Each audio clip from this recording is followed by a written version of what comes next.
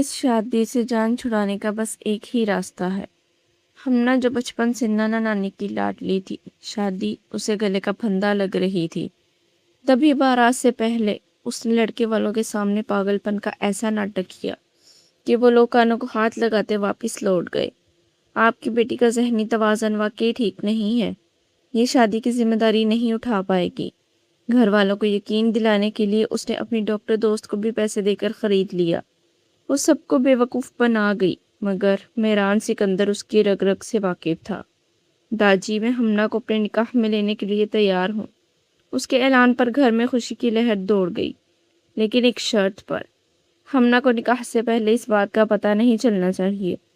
Lounge میں بیٹھے ہوئے مہمانوں کی مکمل توجہ سامنے بیٹھی ہوئی ہمنا کی طرف تھی، جو کامدار گلابی رنگ کے دوپٹے میں جگمگا رہی تھی۔ نظروں کو جھکائے وہ بےتابی سے نوشین بیگم کے جانے کا انتظار کر رہی تھی۔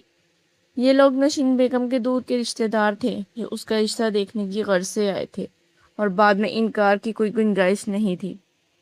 لوازمات سے لطف اندوز ہوتے ہوئے اپنے بیٹے کی تعریفوں میں بڑے بڑے اعزاز اس کے نام کر دیے، جبکہ ان کا بیٹا بھی دلچسپی سے ہمنا کے چہرے کا جائزہ لے رہا تھا۔ وہ 24 سالہ دل فریب سی لڑکی اپنے لبوں کو ایک دوسرے میں پیوست کیے ذرا سی نظریں اٹھا کر بیزاریت سے سامنے بیٹھے شاہ میر کو دیکھتی، جس کا نام بھی اسے اس کی ماں کی زبانی ہی معلوم ہوا تھا، اور پھر اس کے والہانہ دیکھنے پر نظروں کو جھکا لیتی۔ وہ جس محبت سے بات کر رہے تھے، جس طرح خوشی کا اظہار کر رہے تھے، صاف تھا کہ یہ رشتہ 100% انہیں پسند آ چکا ہے، اور یہی تو وہ نہیں چاہتی تھی۔ اندر کا شیطانی روپ حلق تک پہنچا ہوا تھا، اور پھر اس کی مراد برائی۔ نوشین بیگم کسی ضروری کام کے لیے کچن میں اٹھ کر چلی گئی، اور اب مہمانوں کے پاس نانو اور اس کے علاوہ کوئی نہیں تھا۔ اس نے نظریں اٹھا کر شاہ میر کو دیکھا، اور پھر ساکت پلکوں کے ساتھ دیکھتی رہی۔ شاہ میر جو پہلے اس کے اس طرح دیکھنے پر خوش ہوا، پھر ذرا سا حیران، اور پھر اسے دیکھنے کے بعد نظریں پھیر لیتا، جبکہ وہ یکٹک اس کا چہرہ دیکھ رہی تھی، جو باقی سب نے بھی نوٹ کر لیا۔ یوں ہی ساکت ہوتی پلکوں کے ساتھ اب اس کا چہرہ دیکھنے کے بعد وہ اپنے منہ کے زاویے بگاڑنے لگی، یوں جیسے اس کی کمر اکڑ رہی ہو، اور پھر خود بخود ہنسنے لگی۔ خالدہ بیگم اپنی شال کو درست کرتے ہوئے حیرت سے اسے دیکھتی رہیں۔ کیا ہوا میری بچی ہمنا؟ کیا ہوا میری جان؟ انہوں نے نرمی سے اس کی شانے پر ہاتھ رکھا، لیکن ہمنا تو مسلسل ان کے بیٹے کو دیکھ کر ہنستی جا رہی تھی۔ عجیب سی پاگل پن والی حرکتیں جو آج سے پہلے اس نے کبھی نہیں کی تھی۔ اس جیسی شوق مزاج لڑکی سے ہر چیز کی امید لگائی جا سکتی تھی، لیکن یہ اداکاری وہ اتنی بہترین کر رہی تھی کہ رشتے کے لیے آئی ہوئی خاتون فوراً اٹھ کھڑی ہوئی۔ یہ آپ کی نواسی کو کیا ہو رہا ہے بیگم جان؟ شاہ میر بھی حیرت سے اپنی ماں کے ساتھ ہی اٹھ کھڑا ہوا، اور باقی دو خواتین بھی، جبکہ ہمنا ان سب کو دیکھنے کے بعد عجیب انداز میں اپنے ہاتھوں کو ہلاتی ہنستی جا رہی تھی۔ اور خالدہ بیگم نے انہیں معذرت خواہ نظروں سے دیکھتے ہوئے وہ مشکل اٹھ کر فوراً نسرین نامی ملازمہ کو بلایا، اور اسے کہا کہ ان کی نظر میں آ چکا تھا، اور کیسے ممکن تھا کہ وہ اس سب کو اگنور کر دیتے۔ یہی تو وہ چاہتی تھی۔ کمرے میں آنے کے بعد اس نے گلابی رنگ کا آنچل ہوا میں لہراتے ہوئے دور دھکیلا، اور اپنی اداکاری پر خود کو داد دیتی بستر پر اچھل کر گر گئی، یہ جانے بغیر کہ باہر کتنا بڑا ہنگامہ ہو گیا تھا۔ شاہ میر کی والدہ اس بات پر اعتراض کر رہی تھی کہ انہوں نے اپنی بچی کو بیماری کے متعلق نہیں بتایا، جبکہ نوشین بیگم بھی حیرانگی سے انہیں دیکھ رہی تھی۔ ایسا کچھ نہیں ہے، اگر ہماری بچی بیمار ہوتی تو ہم آپ کو پہلے بتا دیتے۔ اگر وہ بیمار نہیں ہے تو اور کیا ہے؟ ستارہ بیگم بھڑک اٹھی۔ کیسی حرکتیں کر رہی تھی وہ، غضب خدا کا! ہم تو عزت دار لوگ سمجھ کر آئے تھے۔ باہر آوازیں بڑھنے لگی تو اپنے کمرے میں کام کرتے ہوئے میران کی توجہ باہر چلی گئی۔ کچھ دیر کے بعد وہ لاؤنج میں موجود تھا۔ شاہ میر اور اس کی فیملی کی باتیں سننے کے بعد اسے اندازہ ہوا کہ اس لڑکی نے وہی کیا ہے جس کی توقع کہیں نہ کہیں اسے تھی۔ ان سے معذرت کرتے ہوئے انہیں گھر سے بھیج چکا تھا، لیکن خالدہ بیگم اپنا سر پکڑ کر بیٹھ گئی۔ نوشین بیگم نے بھی منہ کے زاویے بگاڑتے ہوئے اپنے کمرے میں جانے سے پہلے انہیں باور کروا دیا تھا کہ اگر ان کی نواسی یہی حرکتیں کرتی رہے گی تو ساری زندگی یہی ان کے سر پر مسلط رہے گی۔ میران نے خالدہ بیگم کے شانے پر ہاتھ رکھا اور انہیں تسلی دیتے ہوئے اپنے کمرے تک چھوڑ کر آیا۔ وہ جانتا تھا چاہے کوئی یقین کرے نہ کرے، لیکن جو کچھ اس لڑکی نے کیا ہے وہ صرف ایک ناٹک تھا، ایک ڈرامہ۔ ایک نظر اس کے کمرے کے بند دروازے پر ڈال کر وہ سر جھٹکتے ہوئے اپنے کمرے میں چلا گیا۔ کیا تھی وہ لڑکی؟ ہر ایک کے لیے وہ بالے جان، ہر ایک کے لیے مصیبت۔ نفرت سے سوچتے ہوئے دادا اور دادو کی پریشانی کو محسوس کرتے وہ سر جھٹک کر دوبارہ کام کی جانب متوجہ ہو گیا، جبکہ دوسری طرف وہ ہینڈ فری کانوں میں لگائے ادھر سے ادھر ٹہلتے ہوئے اپنی آزادی کا جشن منا رہی تھی۔ اسے ابھی شادی نہیں کرنی تھی، اور اس کی ایک بڑی وجہ ایک اور بھی تھی جو اس نے ہر ایک سے چھپا رکھی تھی، لیکن اس وقت وہ اس بات پر خوش تھی کہ اس نے اتنا شاندار ڈرامہ کرنے کے بعد ان لوگوں کو گھر سے چلتا کیا۔ اب کوئی شاہمیر وہمیر اس کی زندگی میں آنے والا نہیں تھا۔ ہر ایک کا پتہ صاف کرنے کے بعد وہ اپنے ساتھ خوش تھی، بہت مطمئن، لیکن نہیں جانتی تھی کہ اس شوخی اور اس ناٹک کے بعد اٹھنے والی پریشانیاں اس کی زندگی کو ایک نئے پہلو سے جوڑ دیں گی۔ کچھ دیر گزرنے کے بعد وہ نانا اور نانو کے کمرے میں موجود تھی۔ آخر کسی طرح انہیں بھی تو یقین دلانا تھا، ورنہ وہ ناراض ہو جاتے۔ آج سے پہلے تو تمہیں ایسا کچھ نہیں ہوا، پھر یہ سب کچھ کیا تھا؟ خالدہ بیگم اپنی پریشانی میں اسے دیکھ رہی تھی، جبکہ نانو بھی افسردگی سے اس کا چہرہ دیکھ رہے تھے۔ اس کے ہاتھ میں پکڑی ہوئی وہ رپورٹس تھیں جو ان کا جواب دینے کے لیے وہ پہلے ہی تیار کروا چکی تھی۔ اس نے وہ رپورٹ نانو کے سامنے کر دی۔ مجھے کبھی کوئی نفسیاتی مسئلہ ہو جاتا ہے نانو، میں نے پہلے ہی اپنا چیک اپ کروا رکھا تھا، اس لیے میں شادی سے انکار کر رہی تھی۔ چہرے پر بیچارگی سجاتے اپنے افسردہ کر دینے والے حسن کے ساتھ وہ انہیں اپنی بات کی طرف قائل کر رہی تھی، اور جہانگیر سکندر نے آگے بڑھتے ہوئے اس کی رپورٹس پکڑ لی۔ اب ان کی نظر اس قابل نہیں رہی تھی کہ وہ اسے پڑھ سکتے، لیکن انہوں نے اپنے پاس محفوظ کر لیا۔ کچھ ہی دیر کے بعد وہ میران کو اپنے کمرے میں بلوا کر تسلی سے پتہ لگا لیتے کہ آخر اسے مسئلہ کیا تھا۔ اگر ایسا کچھ تھا بھی تو تم مجھ سے بات کر سکتی تھی، ہم ڈاکٹر کے پاس جاتے، ان لوگوں کو بلوانے کی کیا ضرورت تھی؟ خالدہ بیگم اس کا حسین چہرہ دیکھ کر پریشان تھی۔ انہیں سب سے زیادہ فکر اپنی اس لاڈلی اور شرارتی گڑیا کی تھی، جو اپنی زندگی کے نہ جانے کتنے سال ان کے ہمراہ گزار چکی تھی، اور پوری حویلی میں ان کے پیار کی اکلوتی وارث تھی۔ باقی سب سے بھی وہ محبت تو کرتے تھے، لیکن جو مقام ہمنا کا تھا وہ کسی اور کا نہیں تھا۔ میں علاج کروا رہی ہوں نا، 2-3 ماہ کے بعد ٹھیک ہو جاؤں گی، اور پھر شادی ہی کرنی ہے نانو۔ محبت سے ان کے ہاتھ کو اپنے ہاتھ میں لیتے وہ بیچارگی سے بولی تو خالدہ بیگم نے ان کے ماتھے پر بوسہ دیا، اور جہانگیر سکندر صاحب نے بھی اپنا کامتا ہوا ہاتھ اس کے سر پر رکھ کر اسے پیار کیا۔ ان دونوں کو مطمئن کرنے کے بعد وہ کمرے میں چلی گئی۔ اس رات اسے یقین تھا وہ ساری دنیا سے بے فکر ہو کر سوئے گی۔ سکون اور اطمینان کی نیند اس کے چہرے پر پھیل گئی، اور آنے والے اندیشوں کو بالائے طاق رکھے وہ گہری نیند سو گئی۔ دادو، یہ کیسی نفسیاتی مسئلے کی رپورٹ ہے جو ہمنا نے آپ کو دی ہے؟ اس میں رپورٹس کو تفصیلی نظر سے دیکھنے کے بعد جہانگیر سکندر اور خالدہ بیگم کو بتایا، یعنی میری بچی ٹھیک کہہ رہی تھی، آخر اسے کیا پریشانی ہوگی؟ خالدہ بیگم کی تو جان قربان آئی، اور وہ اپنی مسکراہٹ کو لبوں میں دبا گیا۔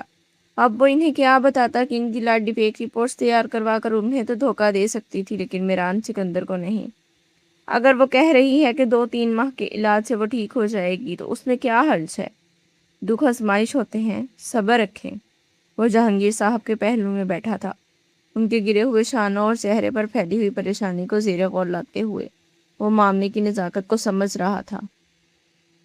کاش اس لڑکی کے پاس اتنی عقل ہوتی اور وہ استعمال کر لیتی کہ زندگی کے اس دوراہے پر جہاں انہیں اپنی زندگی کا بھی یقین نہیں، انہیں کسی بھی طرح کی کوئی پریشانی دینا کتنی بری بات ہو سکتی ہے۔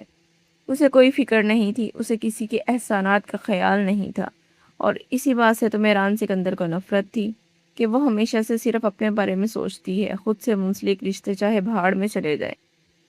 میں نے نازش سے وعدہ کیا تھا کہ میں اس کی بیٹی کا خیال رکھوں گا، وہ اسے میرے حوالے کر کے گئی ہے۔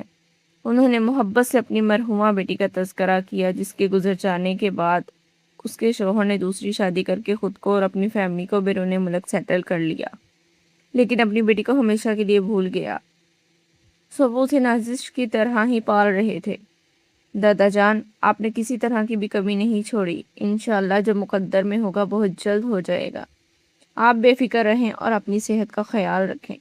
اسے اندازہ تھا کہ سربراہان کا کتنا دل تھا کہ وہ حمنہ سے نکاح کر کے اسے اپنی زوجیت میں لے لیتا۔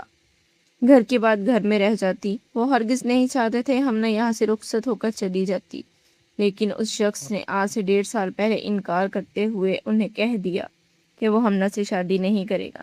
وہ دونوں ہم مزاج نہیں ہیں، ایک اگر آگ ہے تو دوسرا ٹھہرا ہوا پانی۔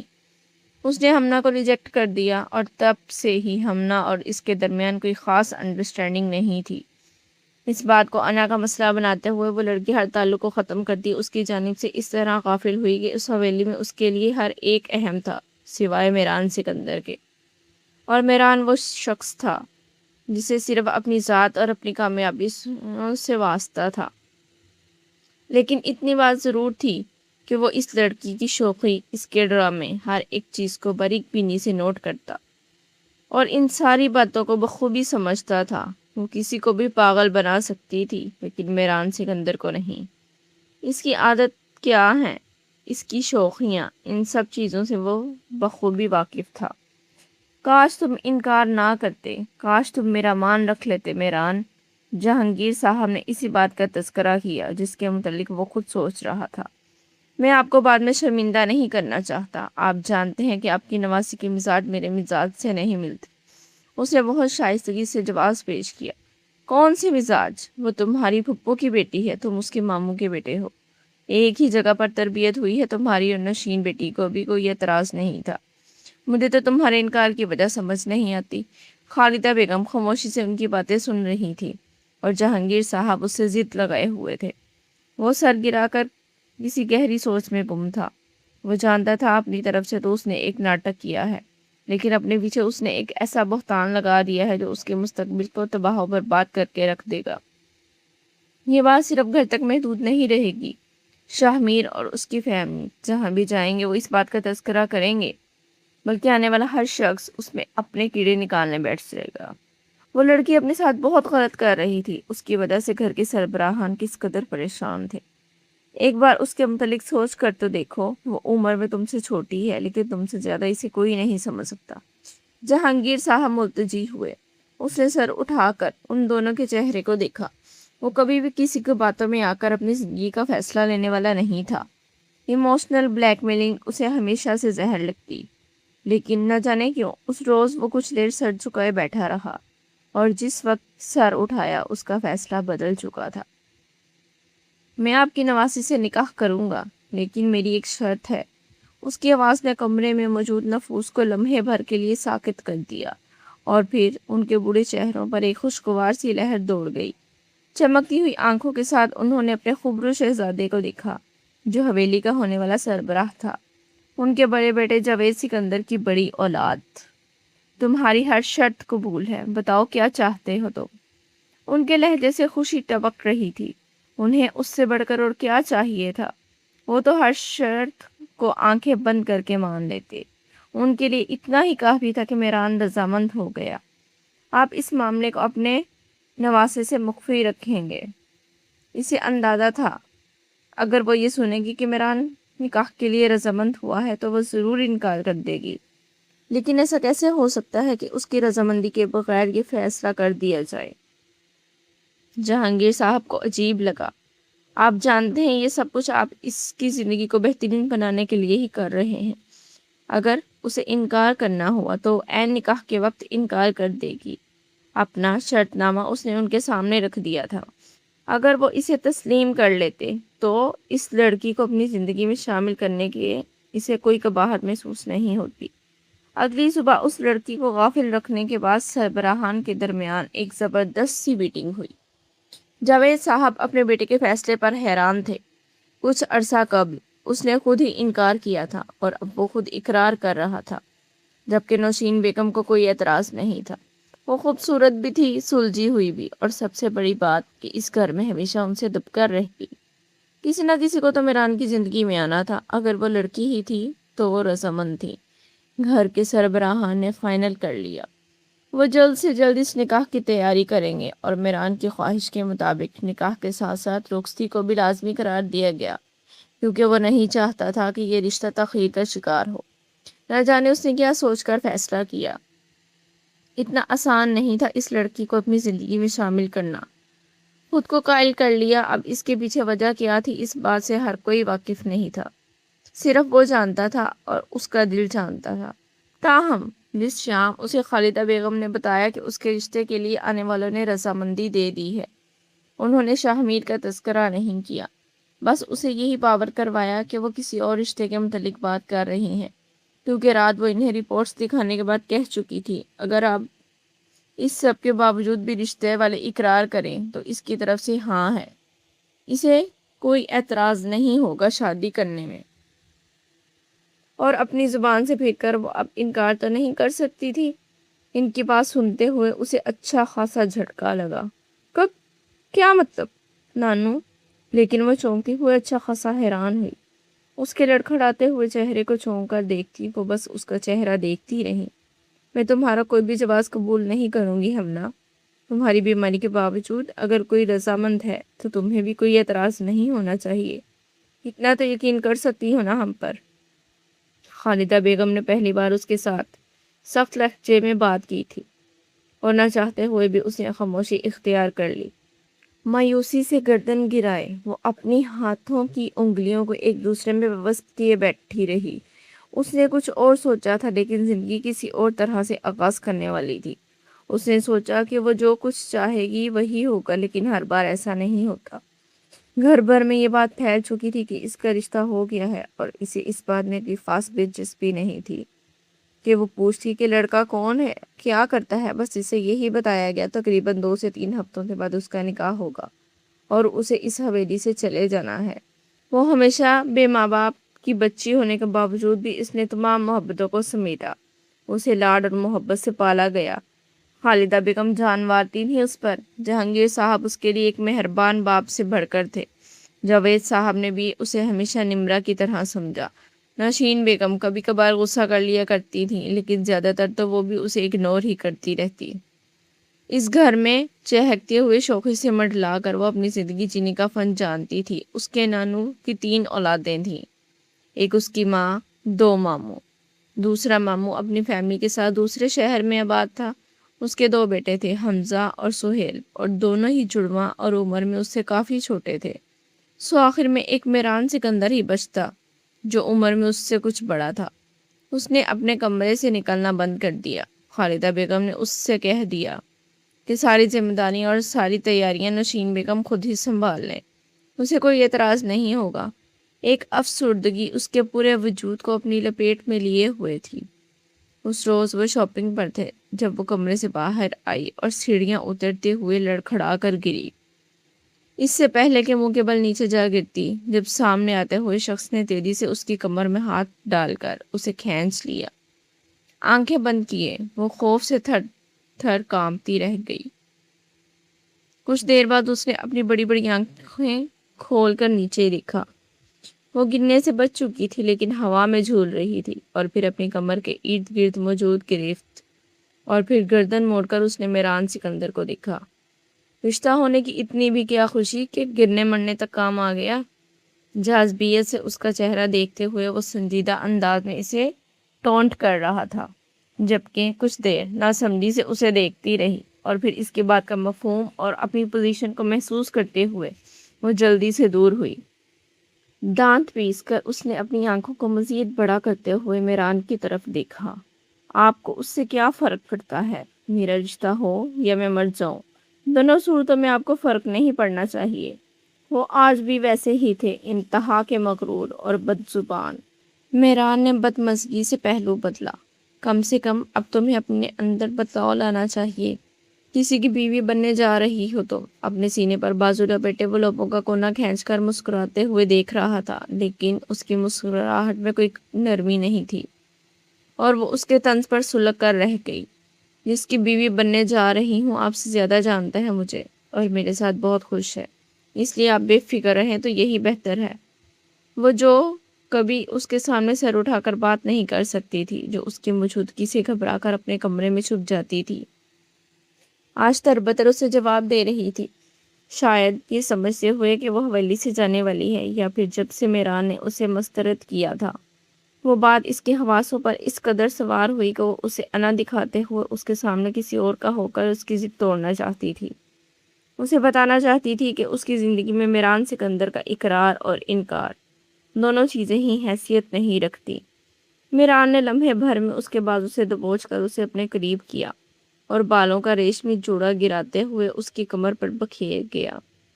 اگر تم نے اپنی زبان بند نہیں کی تو تمہارے لبوں کو سی کر تمہیں اس شخص کے حوالے کر دوں گا تاکہ وہ بھی ساری زندگی ترستا رہے تمہاری منحوس آواز سننے کے لیے۔ دان پیس کر وہ اپنی نفرت کا اظہار کرتا اسے جھٹکتے ہوئے جانے لگا، جبکہ اس کی پشت کو دیکھ کر وہ پھنکاری، آپ بھی مجھ سے دور رہا کریں، کسی کی ہونے والی بیوی ہوں میں، اور اگر اسے پتہ چلا نا تو آپ کے دان توڑ کر ہاتھ میں دے دے گا۔ کتنی شوخی ہو رہی تھی وہ، صرف اسے دکھانے کے لیے کہ وہ کسی کی بیوی بننے جا رہی ہے، صرف اس کے سامنے یہ ظاہر کرنے کے لیے کہ اس نے اگر انکار کر کے کھیل کھیلا بھی، ناکام بھی ہوئی تو بھی اسے کوئی پرواہ نہیں۔ وہ اپنی من مرضی کی مالک ہے، جب دل چاہے گا وہ کسی رشتے میں منسلک ہو جائے گی، جب دل چاہے گا تو پرانے کپڑوں کی طرح اسے اتار کر پھینک دے گی، جبکہ اپنے لبوں پر اترنے والی مبہم سی مسکراہٹ کو لبوں میں دبا کر وہ مسکرا دیا۔ کیا ہوگا جب محترمہ کو معلوم ہوگا کہ جس ہونے والے شوہر کے چرچے اس سرعام کرتی پھر رہی ہے وہ شوہر کوئی اور نہیں بلکہ وہ شخص خود ہے جو اس کی اکڑ توڑنے کا بھرپور انتظام کر چکا ہے۔ کمرے میں داخل ہوتے ہی اس نے روتے ہوئے تمام چیزوں کو اٹھا کر فرش پر دے مارا۔ وہ شخص خود کو سمجھتا کیا تھا، ہر بار اس کے سامنے اکڑ کر اسے باور کرواتی رہی کہ وہ زندگی میں آگے بڑھ چکی ہے، لیکن کوئی نہیں جانتا تھا پچھلے چند برسوں سے اس کا دل میران سکندر کے دل سے پیوست ہو چکا تھا۔ اس رات اسے کتنا بڑا جھٹکا لگا تھا جب اس نے میران کی زبانی یہ سنا کہ وہ اس شادی میں انٹرسٹڈ نہیں ہے، اور نہ ہی اس نے کبھی ہمنا جیسی لڑکی کا انتخاب کرنے کے بارے میں سوچا۔ پہلی بار اسے لگا تھا کہ چہرے کی رنگت کو لمحے بھر میں کس طرح اڑ جانا چاہیے۔ دل کی دھڑکن بے ترتیب ہوئی اور آنسو پلکوں کی باڑ پر آ کر رک گئے۔ اس نے ہمیشہ سے خود کے ساتھ اس شخص کو تصور کیا تھا، جب سے اس نے جوانی کی دہلیز پر قدم رکھا، جانے انجانے میں وہ اس شخص کے ساتھ اپنے دل کی تمام معاملے جوڑ چکی تھی۔ اسے لگتا تھا اس حویلی میں رہتے ہوئے سب سے پہلے انتخاب میران کا ہی کیا جائے گا۔ ہر بار اس نے خود کو اس شخص سے منسوب سوچا، اور جس طرح خالدہ بیگم محبت سے اس کے بالوں کو سنوارتے ہوئے کہہ دیتی کہ وہ ساری زندگی اسے اسی حویلی میں رکھے گی، اپنی آنکھوں کے سامنے تو دل ہی دل میں وہ خود کو اس شخص کی دلہن تصور کر لیتی۔ یہ کچی عمر کے جذبات کب اتنے پکے ہو کر اس کے سر پر چڑھ کر بولنے لگے اسے اندازہ ہی نہیں ہوا، اور اس شخص نے چپکے سے اس کی راتوں کی نیند میں ہنگامہ برپا کر دیا تھا۔ وہ رات اس نے روتے ہوئے گزار دی۔ آخر وہ کیسے کہہ سکتا تھا کہ ہمنا اس کی ہم مزاج نہیں ہے؟ وہ عجیب سائیکو سی لڑکی ہے، اس کے بارے میں اس نے کبھی سوچا ہی نہیں۔ ایسے الفاظ جو بار بار اس کے ذہن کے سکرین پر منڈلا کر اسے پاگل کر دینے کے لیے کافی تھے۔ کوئی کسی کی تذلیل ایسے نہیں کر سکتا جس طرح اس شخص نے اس کی تذلیل کی تھی۔ اور اس رات آخری بار اس کا ماتم منانے کے بعد وہ اس شخص کی محبت سے بظاہر تو غافل ہو گئی، لیکن دل کے کونے میں اسے چپکے سے دفن کر دیا۔ اپنی عزت نفس پر اس نے آج تک کمپرومائز کرنا نہیں سیکھا تھا، اور نہ ہی کمپرومائز کر سکتی تھی۔ اس کا حق نہیں بنتا تھا کہ وہ گھٹنے ٹیک کر اس شخص کے سامنے محبت کی التجائیں کرتی یا پھر اسے محبت سے دیکھتی۔ نہیں، ہرگز نہیں۔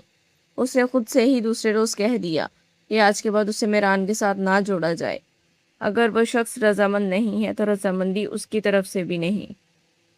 لیکن دونوں میں یہ فیصلہ ہو جانے کے بعد ایک دوسرے سے دوری اختیار کر لی۔ ان 1.5 سالوں میں شاید 1 یا 2 مرتبہ ان کی بات ہوئی ہوگی، اور آج تیسری مرتبہ۔ نکاح کے ہنگامے دن جس طرح ڈھلتے جا رہے تھے اس کا دل اتنا ہی بوجھل ہوتا جا رہا تھا۔ کچھ دنوں کے لیے وہ دوسرے شہر اپنے ماموں کے گھر رکنے کے لیے چلی گئی۔ نالا بیگم کا رویہ ہمیشہ سے ہی اس کے ساتھ عجیب لیادی ایسا رہا۔ وہ بہت اونچے خاندان سے تعلق رکھتی تھی اور ہمیشہ ہی ضرورت کے مطابق بات چیت کیا کرتی تھی۔ ان کے لیے سب سے زیادہ امپورٹنٹ تھا ان کا اپنا شوہر اور ان کے بچے۔ وہ تو صرف حویلی سے چھٹکارا پانے کے لیے یہاں آئی تھی۔ وہ نہیں دیکھ سکتی تھی اس طرح خود کو کسی اور کا ہوتے ہوئے۔ جو بھی وقت اس کے سامنے آتا وہ اسے برداشت کر رہی تھی، لیکن پہلے سلگ کر مرنا بہت مشکل تھا، اس کے چھوٹے ماموں حماد صاحب اس کے ساتھ محبت کرتے تھے، لیکن آغا جان نے ہی انہیں روکا تھا کہ وہ کسی سے بھی تذکرہ نہیں کریں گے، اور پھر ہمنا نے ان سے کوئی ایسی بات نہیں کی کہ وہ اسے بتانے لگ جاتے۔ اپنے ماموزاد بھائیوں کے ساتھ وہ سارا دن شہر گھومتی، حسین سے حسین نظاروں کو قید کرتی۔ تقریباً 1 سے 1.5 ہفتہ وہ ان کے پاس رہی اور پھر حماد صاحب کی فیملی کے ساتھ ہی واپس آئی، کیونکہ اس کے نکاح میں صرف 3 دن رہ چکے تھے اور وہ 3 دن بھی اس نے اپنے کمرے میں ہی گزارے۔ شاپنگ کے لیے اس کے ساتھ آئے لیکن اس نے انکار کر دیا اور نمرہ بھی اس سے ناراض ہو گئی۔ اس دوراہے پر وہ کھڑی تھی کہ اسے کسی کی ناراضگی سے بھی کوئی فرق نہیں پڑنے والا تھا۔ اس روز اس کی مہندی کا فنکشن تھا اور اس شاندار سے فنکشن کی تیاریاں اپنے عروج پر تھی۔ وہ اپنے کمرے میں گھٹنوں میں سر رکھ کر بیٹھی ہوئی تھی جب نمرہ نے کمرے میں جھانک کر اسے بتایا کہ کچھ دیر میں بیوٹیشن آنے والی ہے، وہ لاؤنج میں آ کر مہندی لگا لے، باقی سب لڑکیاں بھی وہیں بیٹھ کر مہندی لگوائیں گی۔ اس نے ہاں میں سر ہلا دیا۔ بات بات پر پچھلے 2 دنوں سے آنکھیں خود بخود بھیگ جایا کرتی تھیں۔ نہ جانے کس طرح وہ کسی اور کو اپنے دل کے قریب رکھ پائے گی، کسی کو اس طرح تصور کر پائے گی جس طرح وہ اس شخص کو تصور کرتی تھی۔ اسے اندازہ نہیں تھا لیکن اس وقت تک یہ ناممکن لگ رہا تھا۔ اپنا دوپٹہ اٹھاتی وہ لاؤنج میں چلی آئی۔ بالوں کی بہترین تراش خراش اور چہرے کی تھوڑی سی حفاظت نے اسے مزید نکھار کر خوبصورت کر دیا تھا۔ بیوٹیشن نے مسکرا کر اسے دیکھا اور پھر مہندی سے خوبصورت نقش و نگار بنانے لگی۔ اسے مہندی ہمیشہ سے ہی بہت پسند رہی تھی، لیکن آج نہ جانے کیوں اسے یہ سارے رنگ پھیکے لگ رہے تھے۔ اس کے ہاتھوں پر مہندی مکمل کر کے وہ اس کی ہتھیلی پر آ کر رک گئی۔ اپنے دلہے کا نام بتائیں۔ بیوٹیشن نے اسے دیکھا اور وہ خود سوالیہ نظروں سے اسے دیکھتی رہی۔ دلہا کا نام لکھنا ہے، بتا دیجئے نا۔ اس کے چہرے پر پیشہ ورانہ مسکراہٹ بھی تھی اور آنکھوں میں حیرت بھی۔ شاید اسے حیرانگی ہو رہی تھی کہ دلہن اپنے دلہے کا نام نہیں جانتی۔ اس نے ذہن پر زور دیا، اس کے متعلق تو اس نے خالدہ بیگم سے پوچھا ہی نہیں تھا۔ اس کا دلہا تھا کون؟ سیریسلی، کیا کوئی زندگی میں اتنا بھی غافل ہوتا ہے کہ وہ اپنے آنے والی زندگی میں اپنے ہمسفر سے ہی واقف نہ ہو؟ میم، کیا آپ اپنے دلہے کا نام نہیں جانتی؟ اس چھوٹی سی لڑکی نے حجاب میں لپٹے ہوئے چہرے پر حیرت اتارتے ہوئے اسے دیکھا اور ہمنا نے نفی میں سر ہلا دیا۔ اس کی آنکھیں خود بخود بھیگنے لگی تھی جب بیوٹیشن کچھ دیر اس کا چہرہ دیکھتی رہی اور پھر گردن موڑ کر کمرے سے باہر آنے والی نوشین بیگم کو دیکھا۔ میم، ان کے دلہے کا نام بتا دیں، مہندی میں نام ایڈ کرنا ہے، لیکن شاید یہ اپنے دلہے کے بارے میں نہیں جانتی۔ نوشین بیگم کچھ لمحوں کے لیے ٹھہر کر انہیں دیکھتی رہی۔ وہ خود بھی سوالیہ نظروں سے اسے دیکھ رہی تھی، اس شخص کے غافل ہو کر جو سیڑھیاں اترتا نیچے آ رہا تھا۔ میران سکندر۔ دلہے کا نام میران سکندر ہے، یعنی کہ میں۔ اس بات پر وہ کتنا شکر ادا کر رہا تھا کہ وہ وقت پر پہنچ گیا۔ اگر نوشین بیگم یہ نام بتاتی تو وہ اس لڑکی کے تاثرات کس طرح دیکھ سکتا تھا جو حیرت اور بے یقینی سے گردن موڑ کر میران کا چہرہ دیکھ رہی تھی۔ بیوٹیشن نے ایک نظر اس شاندار سے شخص کو دیکھا اور پھر مسکراتے ہوئے نام لکھنے لگی، جبکہ اس لڑکی کی حیرت کا کوئی ٹھکانہ ہی نہیں تھا۔ ممانی جان، یہ کیا کہہ رہے ہیں؟ کیا یہ وقت ہے مذاق کا؟ اپنی آنکھوں میں آئے آنسوؤں کو سختی سے حلق سے اتارتے ہوئے اس نے کپ کپاتے ہوئے لبوں سے کہا، جبکہ نوشین بیگم مسکرا دی۔ یہ بالکل ٹھیک کہہ رہا ہے۔ تمہیں نہیں معلوم کہ تمہارا نکاح میران سے ہونے والا ہے، یعنی کہ میری بہو بننے والی ہو تم۔ اسے لگا جیسے حویلی کی چھت دھڑام سے اس کے سر پر آ گری ہو۔ کیا یہ انکشافات کا دن تھا؟ اس کی سانسیں گلے میں ہی اٹک کر رہ گئیں۔ اس کے چہرے کو بڑی گہری نگاہوں سے دیکھنے کے بعد وہ قریب سے گزر کر جانے لگا تھا کہ لیکن داخلی دروازے سے اندر آنے والے تمام کزنز نے نمرہ کے ساتھ مل کر ہوٹنگ کی۔ اس کے لیے یہ سب سے بڑا سرپرائز تھا، ایسا سرپرائز جس کا تصور اس نے زندگی میں نہیں کیا تھا۔ باہر چیخ و پکار سن کر خالدہ بیگم بھی باہر آ گئی اور وہ ہر ایک کو چھوڑتے ہوئے سیدھا ان کے پاس چلی گئی۔ نانو، یہ سب کیا کہہ رہے ہیں؟ جھوٹ بول رہے ہیں نا؟ آنسوؤں کا گولا اس کے گلے میں اٹک کر دشواری پیدا کر رہا تھا بولنے کے لیے، لیکن پھر بھی وہ زور لگا کر بول رہی تھی، نہیں میری جان، یہ جھوٹ نہیں بول رہے۔ میری گڑیا نکاح کے بعد بھی اسی حویلی میں رہے گی۔ تم میرے میران کی دلہن ہو۔ ان کی اپنی آنکھیں نم ہونے لگی تھی۔ اسے کچھ نہیں سمجھ آئی۔ اسے خوش ہونا چاہیے، اسے دھاڑے مار کر رونا چاہیے، اس شخص کو منہ پر مسترد کر دینا چاہیے۔ بس مہنگی سے لکھے ہوئے ادھورے سے نام کے ساتھ وہ پلٹ کر اپنے کمرے میں بھاگ گئی۔ بیوٹیشن حیرت سے اسے دیکھتی رہی جب تک کہ نمرا اس کے سامنے آ کر نہیں بیٹھی اور وہ نمرا کی جانب متوجہ نہیں ہوئی۔ اپنے کمرے میں آتے ہی اپنے دھڑکتے ہوئے دل اور کامتے ہوئے وجود کو سنبھال کر وہ فرش پر بیٹھ گئی۔ یہ اس نے کیا سنا تھا؟ کیا وہ سچ تھا؟ اپنے ہاتھ کو اپنے رخسار کے قریب لے جا کر اس نے چٹکی کاٹی اور پھر درد سے سسکتے ہوئے خود کو چھوڑ دیا۔ ہو گیا۔ یہ کوئی بھیانک خواب نہیں تھا، بلکہ ایک ایسی حقیقت تھی جو اس کی زندگی میں وارد ہونے والی تھی۔ کیا اس شخص نے کسی ہمدردی کی بنیاد پر اسے پا لیا؟ وہ جو بڑے نظر اندازانہ طریقے سے بڑی شفافیت کے ساتھ اسے اپنانے سے انکار کر چکا تھا۔ وہ رات ہنگاموں بھری رات تھی۔ زرد رنگ کے شرارے میں وہ اس کے پہلوں میں آ کر بیٹھی تو بھی گردن موڑ کر اس کا چہرہ نہیں دیکھ پائی۔ ماتم کر رہی تھی، کسی چٹان کی طرح سخت بیٹھی رہی۔ سوجے ہوئے چہرے کے ساتھ رسم کے بعد اٹھ کر اپنے کمرے میں آ گئی۔ اسی رات اس کو نیند آنا مشکل ہی نہیں ناممکن تھا۔ دل میں طرح طرح کے وسوسے جاگتے رہے، طرح طرح کے خیالات آتے رہے۔ اگلا دن ہنگاموں سے بھرا ہوا تھا۔ وہ اس شخص کے نام ہونے جا رہی تھی جس سے اس کے بہت سارے حساب و کتاب بنتے تھے۔ اس روز اس نے سب سے قریبی رشتوں کو یاد کیا۔ اس کی ماں جو اسے اس دنیا میں چھوڑ کر چلی گئی، اس کے بابا جن سے وہ کتنی محبت کرتی تھی لیکن آج بھی اس کے اتنے اہم دن پر انہوں نے رقم کی پیشکش کی لیکن خود آنے سے معذرت کر لی۔ اس کے دل میں ایک بیٹی ہونے کی حیثیت سے کتنا دکھ تھا صرف وہی جانتی تھی۔ بیوٹیشن نے مہارت سے اس کے چہرے پر میک اپ کیا۔ خدا شاہد ہے وہ بہت دلکش لگ رہی تھی۔ خود کو آئینے میں نہ جانے کتنی دیر دیکھتی رہی اور پھر ہلکا سا مسکرا دی۔ مسکراہٹ میں بھی عجیب سی افسردگی چھائی ہوئی تھی۔ کچھ دیر کے بعد اسے باہر لایا گیا۔ اس کے چہرے پر میران کے نام کا گھونگھٹ گرا ہوا تھا۔ اپنے لہنگے کو مٹھیوں میں دبوچ کر وہ سہج سہج چلتی باہر آئی جبکہ وہ سٹیج پر انتہائی بہترین انداز میں اس کا استقبال کرنے کے لیے کھڑا ہوا۔ ہاتھ بڑھائے ہوئے اس نے تھامنا چاہا۔ وہ کچھ دیر گھونگھٹ کی اوٹ سے اسے دیکھتی رہی اور پھر اپنا ہاتھ اس کے ہاتھوں پر رکھ دیا۔ کچھ دیر کے بعد نکاح ہوا اور اس نے رضامندی ظاہر کرتے ہوئے خود کو میران کے حوالے کر دیا تھا۔ کتنی اذیت ہے اس کی رگ رگ میں۔ کیا اسے مجبور کیا گیا ہوگا یہ ہمدردی کرنے کے لیے، یا پھر یہ بیماری کا ناٹک تھا جس کی وجہ سے وہ اسے پانے کے لیے مجبور ہو گیا؟ اس کے پہلو میں سج کر بھی وہ اسی کے متعلق سوچتی رہی جبکہ مقابل نے پوری تفصیل سے اس کے حسین چہرے کا جائزہ لیا تھا۔ اس بات سے انکار ممکن ہی نہیں تھا کہ وہ خوبصورت نہیں تھی۔ خالدہ بیگم نے نہ جانے کتنی دعاؤں کے ساتھ اسے اپنی زندگی میں شامل کیا تھا اور اسے یقین تھا یہ دعائیں اس کے لیے بہت قیمتی ہیں، بہت اہم ثابت ہوں گی۔ اس کے کمرے میں اس کے بیڈ پر وہ دلہن بنی اس کا انتظار کر رہی تھی۔ بےتابی سے پہلو بدلتے ہوئے اس کے دل میں بار بار خیال آ رہا تھا کہ اسے اٹھ جانا چاہیے۔ اس شخص کے ہاتھوں ذلیل ہونے سے بہتر ہے کہ وہ خود ہی اٹھ جاتی۔ کچھ دیر گزرنے کے بعد وہ کمرے میں داخل ہوا۔ اپنے مضبوط قدم اٹھاتا اسے گہری نظروں سے دیکھ گیا جبکہ دھڑکتے ہوئے دل کے ساتھ ہمنا کا جھکا ہوا سر مزید جھک گیا۔ جی تو کیسا لگا آپ کو مجھے اپنے شوہر کی حیثیت سے دیکھ کر؟ دل فریب سے مسکراہٹ کو اپنے لبوں میں سجا کر وہ کہہ گیا جبکہ اس نے سر اٹھاتے ہوئے اپنی سرخ نگاہوں سے اسے گھورا تھا۔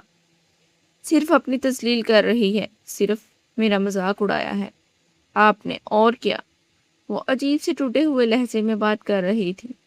وہ حیرانگی سے اسے دیکھتا رہا۔ کیا تم اس وقت نہیں سوچ سکتی؟ بلکہ تم کیسے سوچ سکتی ہو؟ تمہاری رپورٹس کے مطابق تو تمہیں بہت سنگین نفسیاتی مسئلہ ہے نا؟ وہ اسی بات کا تذکرہ کر رہا تھا اور شریر نگاہوں سے اسے دیکھتی رہا تھا جبکہ وہ یکتا ہوئے دوسری جانب دیکھنے لگی۔ آپ کو اس سے کوئی مسئلہ نہیں ہونا چاہیے۔ اس کے چہرے پر شرمندگی تھی لیکن وہ اس شخص کے سامنے ظاہر نہیں کرنا چاہتی تھی جبکہ مقابل نے کھینچ کر اسے اپنے اوپر گرا لیا۔ اب تم یہ نہیں کہہ سکتی کہ میں تمہارے معاملات میں مداخلت نہ کروں۔ مجھے کوئی مسئلہ نہیں ہونا چاہیے۔ اب تو تمہارے سارے مسئلے مجھ سے منسلک ہیں۔ کتنی دل فریبی سے مسکرا رہا تھا وہ بس اسے دیکھتی رہی، اس کی دھڑکنوں کو سنتی رہی۔ پہلی بار وہ میران کے اس قدر قریب تھی۔ اسے اپنی سانسیں بند ہوتی محسوس ہوئیں۔ اتنی قربت اس نے کبھی سوچی ہی نہیں تھی۔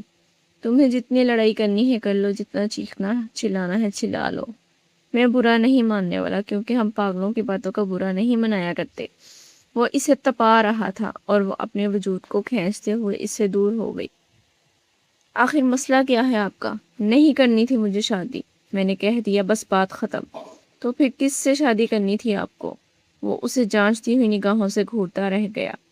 جس سے بھی کرنی تھی، لیکن آپ سے نہیں کرنی تھی، اپنی نظروں کو پھیرتے وہ منمناتے ہوئے کہہ گئی۔ جانے کی بات بے بات اس کی آنکھوں میں آنسو اتر رہے تھے اور شاید وہ خود کو بے بس تصور کر رہی تھی۔ لیکن کس لیے؟ میں اب تمہارا شوہر ہوں اور نہیں چاہتا کہ کوئی بھی ایسی حرکت کرو جو تمہاری ذات کے لیے مسائل کا سبب بنے۔ وہ قریب ہوتے ہوئے دلکشی سے اس کے نقوش کو دیکھ رہا تھا اور اس کی والہانہ نگاہوں پر خود کو سنبھالتی وہ لبوں کو کاٹتی دور ہونے لگی۔ دور رہیں مجھ سے، میں یہ کبھی نہیں بھول سکتی کہ آپ مجھے مسترد کر چکے ہیں، مجھ سے شادی کرنے کے لیے انکار کر چکے ہیں، کیونکہ بقول آپ کے میں آپ کی آئیڈیل گرل نہیں ہوں۔ لہجے میں اسے خود سے دور جھٹک گئی اور وہ بس چپ چاپ اس کا چہرہ دیکھتا رہ گیا۔ آج وہ ضد کا شکار تھی اور وہ نہیں چاہتا تھا اس کی ذات پر زبردستی مسلط ہو کر اس کی نظروں میں خود کو گرا دے۔ وہ لڑکی آخر کیوں اتنی ضدی تھی؟ آخر وہ کیوں معاملات کی سنگینی نہیں سمجھتی تھی؟ آخر اگر وہ اسے مسترد کر چکا تھا تو آج بھی بغیر کسی دباؤ کے اس نے خود نکاح کے لیے حامی بھری، اسے اپنی عزت بنا کر اپنے پہلو میں بٹھا لیا۔ کیا یہ کافی نہیں تھا؟ لیکن شاید اس کے لیے کافی نہیں تھا۔ کچھ دیر کے بعد وہ اپنی جیولری اور بھاری لہنگے سے خود کو آزاد کرواتی کمفرٹیبل ڈریس میں باہر آئی اور اپنا تکیہ اٹھا کر بیٹھ کے دوسرے کونے میں کمفرٹ اوڑے سونے کے لیے لیٹ گئی۔ وہ کچھ دیر اسے دیکھتا رہا اور کچھ دیر کے بعد سر جھٹک کر فریش ہونے چلا گیا۔ وہ رات ان دونوں کی شروعاتی رات تھی۔ اس رشتے کا اختتام کیا ہونے والا تھا وہ نہیں جانتا تھا۔ اس نے ٹھیک کہا تھا کہ ان کے مزاج کبھی نہیں ملتے، اگر دل مل جائیں تو اور بات ہے۔ اگلی صبح ایک زوردار آواز سے وہ بیدار ہوا۔ کمرے میں چھن سے کوئی چیز ٹوٹی تھی جبکہ وہ سہمی ہوئی نگاہوں سے مقابل کو دیکھ رہی تھی۔ اس نے سرخ ہوتی نگاہیں کھول کر خمار آلود نظروں سے اس لڑکی کو دیکھا جس کے ہاتھ سے چھوٹ کر جگ فرش پر بکھرا ہوا تھا۔ کچھ دیر وہ حیرانگی سے دیکھتا رہا اور پھر معاملے کو سمجھتے ہوئے اپنے بالوں میں انگلیاں چلا کر خود کو نارمل کرنے لگا۔ سوری، اس نے معذرت چاہی۔ وہ اس کی نیند ڈسٹرب کر چکی تھی۔ کوئی بات نہیں، اب تو آئے روز ان چیزوں سے وابستہ رہنا پڑے گا۔ مجھے یہ بھی نفسیاتی امراض میں ہی شامل ہوتا ہے نا، چیزیں توڑ دینا، خود کو نقصان پہنچانا، دوسروں کو نقصان پہنچانا۔ یعنی اس شخص کو تمیز راست آنے والی نہیں تھی۔ وہ اسے کسی نہ کسی طرح سے زچ کر کے ہی خوش ہونے والوں میں سے تھا۔ آخر مسئلہ کیا ہے آپ کے ساتھ؟ کیوں مجھے پاگل بنانے پر تلے ہوئے ہیں؟ نہیں ہوں میں پاگل۔ اس بات پر چڑھ کر وہ اپنے پہلو پر ہاتھ رکھے اس کے سامنے آ کر اسے خونخوار بیویوں کی طرح گھورنے لگی۔ جب اپنے شریر سے مسکراہٹ کے ساتھ مقابل نے اسے کمر سے تھام کر اپنے قریب کھینچ لیا۔ یہ تو تبھی ثابت کروں گا جب تم میرے تمام حقوق میرے حوالے کرو، کیونکہ پاگل لڑکیاں قریب نہیں آنے دیتی۔ آنکھ کا کونا دباتے ہوئے وہ اسے مزید سلگا گیا۔ ساری زندگی تڑپتے رہیں گے آپ، میں نہیں آنے والی آپ کے قریب۔ اپنے تمام شرم کو پس پش ڈالتے ہوئے وہ اسے جواب سے نواز گئی اور مقابل نے اس کی گردن پر لب رکھتے ہوئے ایک سرخ نشان بنا ڈالا۔ وہ مجھے خود سے دور نہیں رکھ سکتی، یہ تو میں نے شرافت کا دامن تھاما ہوا ہے، صرف اسی لیے۔ اس کی سرگوشی مقابل کے دل کو دھڑکا رہی تھی۔ آپ اور شریف چھوڑیں مجھے پلیز۔ پھڑپھڑاتے ہوئے وہ دور ہونے لگی، لیکن وہ اسے ایسے ہی اپنے اوپر گرائے ہوئے تھا۔ میں زیادہ دیر انتظار کرنے والوں میں سے نہیں ہوں۔ جلد سے جلد خود کو قائل کر لو اور اس پاگل پن سے باہر آ جاؤ۔ مجھے سارے حق سود سمیت چاہیے تم سے۔ اسے آزادی بخشتے ہوئے وہ ساتھ ہی ساتھ باور کروا چکا تھا اور وہ جلدی سے دور ہوئی۔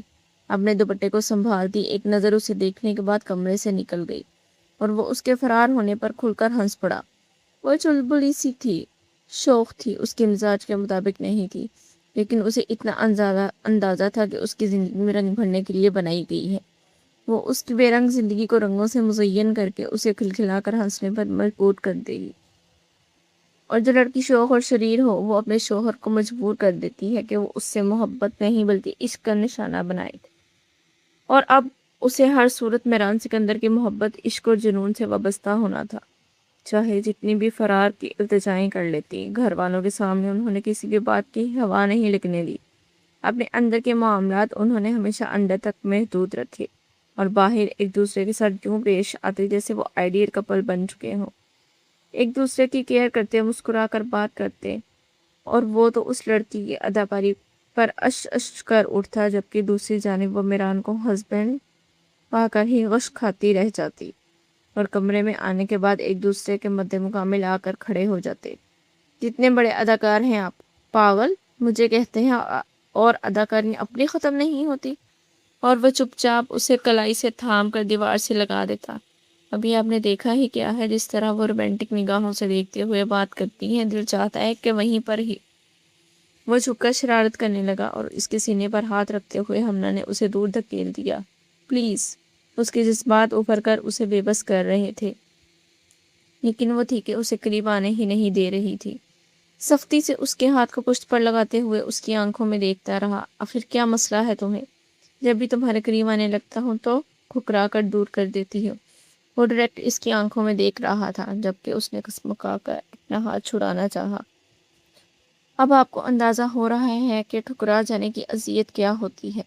اس کے بعد پر وہ جی بھر کر بدمزہ ہوا، یعنی وہ اسے اتنی محبت سے پیش آ رہا تھا، اتنی کیئر کر رہا تھا اس کی، اور وہ لڑکی تھی کہ ایک بات کو چھوڑنے کا نام ہی نہیں لے رہی تھی۔ اگر تمہیں میرے ساتھ اپنی زندگی کی شروعات نہیں کرنی تو اس زندگی کو برباد کرنے کا بھی کوئی فائدہ نہیں۔ تو وہ اپنے پاگل پن میں میران سکندر اب تمہارے قریب نہیں آئے گا۔ اب تمہیں آنا پڑے گا اپنی ضد کو توڑتے ہوئے، یاد رکھنا۔ انگلی اٹھا کر وارن کرتا ہوا کمرے سے باہر نکل گیا، اور وہ سنجیدہ نگاہوں سے اسے جاتے ہوئے دیکھتی رہ گئی۔ وہ کبھی بھی اسے خود سے دور نہیں دھکیلنا چاہتی تھی، وہ آج بھی اسے اتنی ہی محبت کرتی تھی جتنی اس سے کوئی نہیں کر سکتا۔ بھلا اسے کہاں قبول تھا کہ وہ شخص جسے اس نے کسی معجزے کی طرح حاصل کیا ہے، وہ اس کے ہاتھوں سے پھسل جاتا۔ اس کے بغیر تو زندگی جینے کا تصور بھی محال تھا۔ اگلے 2 دنوں تک وہ اس کے ارد گرد منڈلاتی رہی، لیکن وہ اس کے قریب نہیں آیا۔ اس کی ذمہ داریوں کو وہ پہلے ہی قبول کر چکی تھی۔ ایک بیوی ہونے کی حیثیت سے وہ اس کے تمام میران نے پھر نظر بھر کر بھی اسے نہیں دیکھا۔ اندر سے تڑپتے اور سلگ کوششیں کرتی جا رہی تھی، اور وہ تھا کہ اپنی ضد ہی نہیں توڑ رہا تھا۔ لیکن اس روز تو ایسا ہنگامہ ہوا کہ وہ بے یقین رہ گئی۔ کمرے کی سیٹنگ چینج کرواتے ہوئے نوشین بیگم کو وہ تمام رپورٹس مل گئی جو اس نے نانو کے حوالے کی تھی۔ کچھ دیر وہ حیرت سے ان رپورٹس کو دیکھتی رہی، اور پھر اپنے کمرے میں لے کر چلی گئی۔ انہوں نے تفصیلی طور پر اس کا جائزہ لیا، اور وہ یہ دیکھ کر حیران تھی کہ وہ لڑکی واقعی کسی دماغی مرض میں مبتلا تھی۔ کسی نفسیاتی مسئلے کا شکار ہو کر ہی ہر بار وہ رشتوں کو ٹھکرا رہی تھی، اور اس مریضہ لڑکی کو ان کے اکلوتے بیٹے کے گلے میں ڈال دیا گیا۔ وہ چاہے جتنی بھی پرسکون رہنے والی خاتون تھی، جتنی بھی پرامن، لیکن انہیں ہرگز بھی قبول نہیں تھا کہ ان کی اولاد کو کسی نہ کسی طرح سے استعمال کیا جائے۔ انہیں اب اندازہ ہو رہا تھا کہ گھر کے سربراہ نے ان کے بیٹے کے گلے میں کیا ڈال دیا، اور اس شام اس کو کچن سے گھسیٹ کر باہر لے آئیں۔ باقی سارے رشتوں سے تم انکار کر سکتی تھی، تو میرے بیٹے کی زندگی کیوں برباد کر دی تم نے؟ وہ بے یقینی سے ان کا چہرہ دیکھتی رہ گئی۔ خالدہ بیگم اپنے کمرے سے دوا لے کر سو رہی تھیں، اور آقا جان جاوید صاحب کے ساتھ چیک اپ کے لیے ہاسپٹل گئے ہوئے تھے۔ اسے لگا شاید ان کے بیٹے نے ان سے کوئی شکایت کی ہے۔ کچھ لمحے وہ سوچتی رہی، لیکن نوشین بیگم نے اس کا چہرہ دبوچ کر اس کی آنکھوں میں دیکھا۔ کب سے ہمارے سر پر مسلط ہو، کتنی کوشش کی ہم نے کہ کسی اچھے رشتے کو تسلیم کر کے یہاں سے چلی جاؤ، لیکن تم میرے بیٹے کے لیے بیٹھی رہیں، اس کی زندگی برباد کرنے کے لیے۔ اپنی آنکھوں میں تیرتے ہوئے آنسوؤں کے ساتھ وہ خود پر ضبط کرتے ہوئے اٹھ کھڑی ہوئی۔ کیا ہوا ہے ممانی جان؟ میں نے کچھ کیا ہے؟ وہ ان سے پوچھ رہی تھی۔ بند کرو اپنا یہ ڈرامہ، میں سمجھتی ہوں تمہاری چالاکی کو۔ دھاڑتے ہوئے اس کے گلے پڑ گئے۔ دیکھ چکی ہوں میں تمہاری رپورٹس، نفسیاتی مریضہ تھیں، اسی لیے میران کی زندگی برباد کر دی تم نے۔ ابھی سے معاملے کی سمجھ آئی۔ وہ نفی میں سر ہلاتے انہیں دیکھتی رہ گئی، لیکن وہ چیخ چیخ کر بیان کر رہی تھی کہ ان کے اکلوتے بیٹے کی زندگی پر مسلط ہو کر اس نے کتنی بڑی غلطی کی ہے۔ کاش وہ مر جاتی اپنی ماں کے ساتھ، ان کا اکلوتا بیٹا تھا وہ۔ کب تک ایک مریضہ کے ساتھ زندگی گزارتا رہے گا؟ تب میں کہوں گی کہ میرے بیٹے کے چہرے پر وہ خوشی اور سکون کیوں نہیں ہے جو ایک بیوی دے سکتی ہے۔ مجھے کیا پتا تھا کہ وہ کسی پاگل سے نمٹ رہا ہے۔ وہ سپاٹ چہرے کے ساتھ ساکت کھڑی رہی جب تک کہ وہ داخلی دروازے سے اندر داخل نہیں ہوا۔ اپنی ماں کی آدھی باتوں کو وہ سن چکا تھا۔ وہ وہیں جم کر کھڑا رہا، اور نوشین بیگم کے دل میں جو آیا وہ کہتی چلی گئی۔ مما، اس نے بے یقینی سے پکارا، اور نوشین بیگم نے پلٹ کر اسے دیکھا۔ وہ بس تھوڑا سا حیران ہوئی۔ انہیں فرق نہیں پڑتا تھا اگر ان کا بیٹا سن رہا ہے۔ وہ جو کچھ کہہ رہی تھی یہ حقیقت تھی۔ یعنی تم بھی جانتے ہی یہ لڑکی نفسیاتی مریضہ ہے، اسے پاگل پن کے دورے پڑتے ہیں، یہ کسی مرد کو خوش نہیں رکھ سکتی۔ وہ ماں تھی، ایک ماں ہونے کے ناطے ان کا رد عمل ایسا ہی ہونا چاہیے تھا۔ ایسی کوئی بات نہیں ہے، آپ کو غلط فہمی ہوئی ہے۔ اسے لگا جیسے اس لڑکی نے شاید ایک بار پھر اس کی ماں کے سامنے کوئی ایسی حرکت کی ہے۔ زرد پڑتے چہرے کے ساتھ وہ وہاں کھڑی ان دونوں کو دیکھ رہی تھی۔ میں نے خود اس کی تمام رپورٹس دیکھی ہیں، تمہیں پہلے معلوم تھا، تم نے انکم نہیں کیا۔ کاش اس وقت میں انکار کر دیتی۔ وہ اس کے سامنے جو کچھ دل میں آیا کہتی چلی گئی، اور میران نے آگے بڑھ کر انہیں کندھوں سے تھام لیا۔ میں بہت خوش ہوں اس کے ساتھ، اور وہ رپورٹس وہ جعلی رپورٹس ہیں مما۔ وہ آج تک جس پر یہ الزام لگاتی چلی آئی کہ وہ مسترد کر کے اپنی زندگی سے نکال چکا ہے، اسے ٹھہرا کر اس کی تسکیل کر چکا ہے، آج اس کے لیے اپنی ماں کے سامنے جم کر کھڑا تھا، وگرنہ اس کے لیے آسان تھا۔ وہ چپ چاپ اپنے کمرے میں چلا جاتا یا یہ کہہ دیتا کہ وہ آج تک اسے بیوی ہونے کا سکون ہی نہیں دے پائی۔ اور کتنا جھوٹ بولو گے اسے بچانے کے لیے، یہ لڑکی تمہارے قابل نہیں ہے میری جان۔ انہوں نے محبت سے اپنے بیٹے کے چہرے کو تھام لیا۔ لیکن میں اس سے محبت کرتا ہوں، بلکہ ہم دونوں ایک دوسرے سے محبت کرتے ہیں۔ میران نے پلٹتے ہوئے اسے بازو سے پکڑ کر اپنے پہلو میں کھڑا کر دیا تھا۔ وہ بس اس شخص کا چہرہ دیکھتی رہ گئی۔ انا کا بت ریزہ ریزہ ہو کر قدموں میں بکھر گیا۔ ایسا ہی تو مردوں سے چاہیے تھا جو اس کی عزت نفس قائم رکھ سکتا۔ وہ رپورٹس میں نے ہی تیار کروائی تھیں کیونکہ میں حمنہ سے شادی کرنا چاہتا تھا۔ مجھے بس ایک بہانہ چاہیے تھا۔ اس کا سارا الزام اپنے سر لیتے ہوئے وہ اسے بری الزمہ کر گیا۔ میں کچھ نہیں سنوں گی، مجھے ہر حال میں تمہارا سکون عزیز ہے۔ یہ تمہارے ساتھ خوش رہے اور جلد سے جلد اس کی گود بھر جائے، میرے لیے یہی کافی ہے۔ نوشین بیگم ان دونوں پر ایک نظر ڈال کر اپنے کمرے میں چلی گئی۔ اس نے پلٹتے ہوئے اپنی بیوی کا ہاتھ تھاما اور اسے لے کر کمرے میں چلا گیا۔ کسی ہارے ہوئے شخص کی طرح وہ بیڈ پر بیٹھ گئی، سر گرا کر شدت سے روتے ہوئے وہ اپنے اندر کی اذیت کو کم کرنے کی کوشش کر رہی تھی۔ یہ رونا دکھ سے رونا نہیں تھا بلکہ پچھتاوے سے رونا تھا۔ وہ اس کے پہلو میں آ کر بیٹھ گیا اور جھک کر اس کا چہرہ دیکھنے لگا۔ میں مما کی طرف سے معافی مانگتا ہوں تم سے، پلیز ان کی باتوں کو دل سے مت لگاؤ۔ کتنی اچھی تربیت تھی اس کی، کتنا شاندار مزاج تھا، خاوند ہونے کی تمام خاصیتیں اس میں موجود تھیں۔ وہ بس اس کا چہرہ دیکھتی رہی اور پھر خود کو اس شخص کے سینے پر گرا لیا۔ مما، میں نے بہت تنگ کیا ہے آپ کو، مجھ سے ناراض ہو جائیں، مجھ سے بات مت کریں، بہت بری ہوں میں۔ وہ روتے ہوئے اس کی شرٹ کو بھگو رہی تھی اور وہ پہلے تو حیران ہوا، پھر ہاتھ بڑھا کر اس کے کندھوں پر لپیٹتے ہوئے اسے اپنے ساتھ لگا لیا۔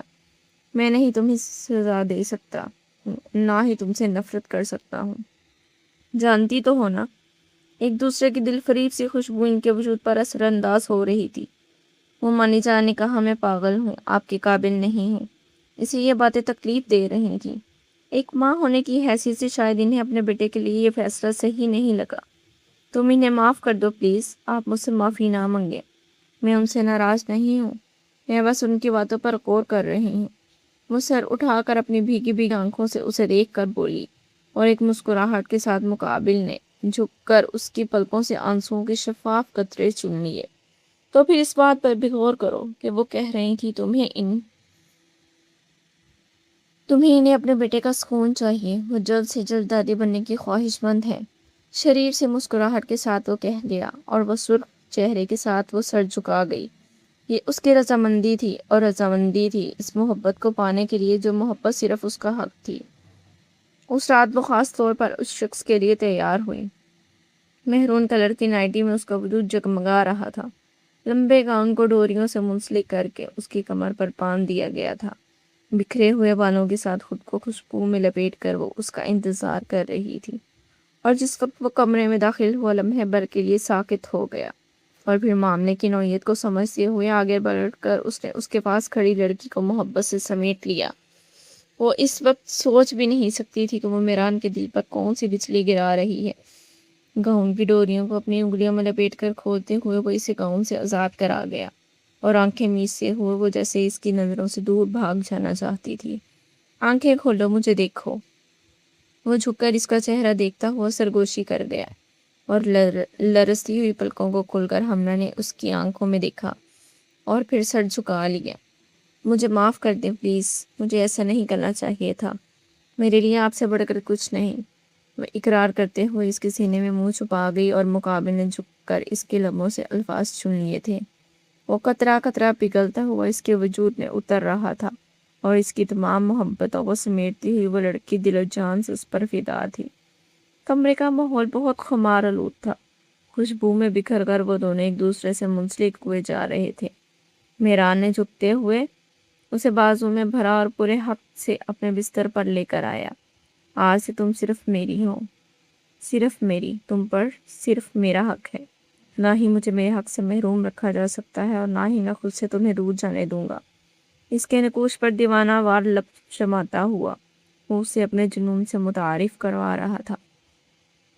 کتنی دل فریب تھی وہ لڑکی جو اس کی زندگی کو حسین بنانے کے لیے اتاری گئی۔ یہ وصل کی رات تھی اور اس رات کی تمام خوبصورتیوں سے آشنا ہو کر وہ قطرہ قطرہ ایک دوسرے سے بکھرتے جا رہے تھے۔ دو دل ایک تال پر دھڑک رہے تھے۔ محبت ناز سے مسکراتے ہوئے انہیں دیکھ رہی تھی۔ انہوں نے اپنی محبت کو معزز سمجھ کر تسلیم کر لیا۔ کیونکہ اگر محبت میں تڑپتے ہوئے دلوں کو دیکھا جائے تو ان کے پاس سوائے اذیت کے کچھ نہیں ہے۔ وہ اس سے پوچھ رہی تھی کیا وہ کبھی اسے اپنی زندگی میں اکیلا چھوڑ کر چلا جائے گا، اور نفی میں سر ہلاتے ہوئے وہ وعدہ کر رہا تھا۔ یہ ایک مرد کا وعدہ تھا، ایک مرد اور ایک لڑکی کے وعدے میں زمین آسمان کا فرق ہوتا ہے۔ ایک شوق سا چنچل لڑکا جو گردن موڑ کر کسی کو بھی دیکھ لیتا ہے، وہ کبھی اس مرد کو برابری نہیں کر سکتا جس کی زندگی سے خمار میں اتر جاتی ہے۔ میں تمہیں چھوڑنے کا تصور بھی نہیں کر سکتا، کیونکہ جسم سے اگر روح نکال دی جائے تو کھوکھلے جسم کا کوئی فائدہ نہیں ہوتا۔ کتنی دل فریب باتیں کرتا تھا وہ۔ کیا آپ مجھ سے محبت کرتے ہیں؟ اس نے دوسرا سوال دہرا دیا اور اس کی گال پر لب جماتا اس کی آنکھوں میں دیکھنے لگا۔ تمہیں کیا لگتا ہے میں نے محبت کے علاوہ تمہیں پا لیا؟ اب وہ اسے کیا بتاتا؟ اگر وہ اس کے دل میں رہتا تھا تو وہ بھی اس کے دل پر اپنا پہرا جمائے ہوئے تھی۔ وہ تو زبردستی اس سے محبت کروا کر اس پر مسلط ہوئی، ورنہ میران سکندر کا کوئی ارادہ نہیں تھا اس جیسی پاگل لڑکی سے محبت کرنے کے لیے۔ وہ پاگل ہی تو تھی، دیوانگی پر اتری ہوئی، اس کی محبت میں بے قرار اور بےتاب، جس کی ساری بےتابیوں کو اپنے لبوں سے چن کر وہ اسے سکون دے رہا تھا۔ اس رات کو جیسے انہوں نے ایک دوسرے کی آنکھوں میں دیکھتے ہوئے گزار دیا، بس ایک خمار جو انہوں نے ایک دوسرے کے وجود میں انڈیلا۔ کچھ وعدے، کچھ قسمیں، کچھ سرگوشیاں، کچھ محبت بھرے لمس جو اس رشتے کی بنیاد ہوتے ہیں۔ میاں بیوی کا رشتہ ایمان اور یقین پر قائم ہوتا ہے۔ پروردگار نے انہیں ایک دوسرے کے لیے سکون بنایا ہے۔ اگر وہی دنیا پیدا کر لیں تو دلوں کی خلشیں بڑھتی جائیں اور اختتام ایسی جدائی پر آ کر ہو جو دلوں پر قیامت بن کر اترے اور قیامت تک دستی رہے۔ خدا امان دے ان تمام محبت کرنے والوں دلوں کو زہریلی جدائی سے جو کو نکل کر سکون کو جڑ سے اکھاڑ دیتی ہے۔ جدائی موت سے زیادہ تکلیف دہ ہے اور یہ ایک حقیقت ہے۔ اپنے ارد گرد خود سے منسلک رشتوں پر غور کریں اس سے پہلے کہ جدائی یا پھر بدگمانی انہیں آپ سے دور لے جائے اور پھر آپ ہاتھ ملتے رہ جائیں۔ امید ہے ہماری آج کی سٹوری آپ کو پسند آئے گی۔ اگر سٹوری پسند آئے تو اپنا فیڈ بیک لازمی شیئر کریں اور ہمارے چینل کو سبسکرائب کر دیں۔ شکریہ۔